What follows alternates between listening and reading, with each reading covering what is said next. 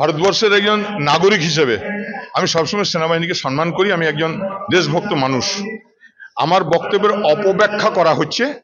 আমি শুধু বলছি যে সেনাবাহিনীর কৃতিত্বকে কেউ রাজনৈতিক উদ্দেশ্যে ব্যবহার করবে, এটাতেই আপত্তি।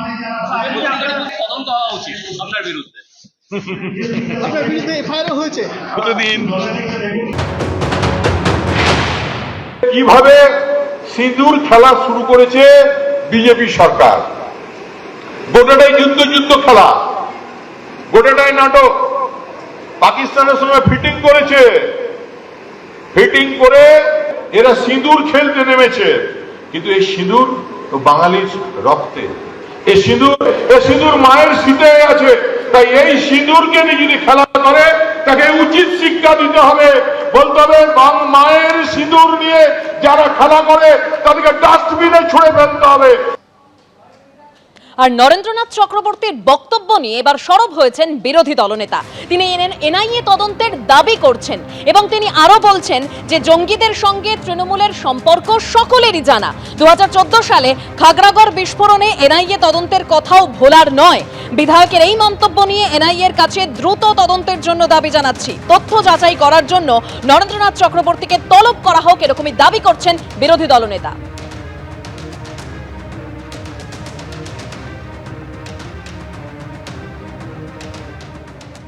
নরেনকে এনআইএ ডাকা উচিত। আমি তো সুকান্তবাবু পোস্ট করেছে, আমি তো পোস্ট করে এনআইএকে ট্যাগ করেছি এবং এনআইএ চিফকেও পাঠিয়েছি।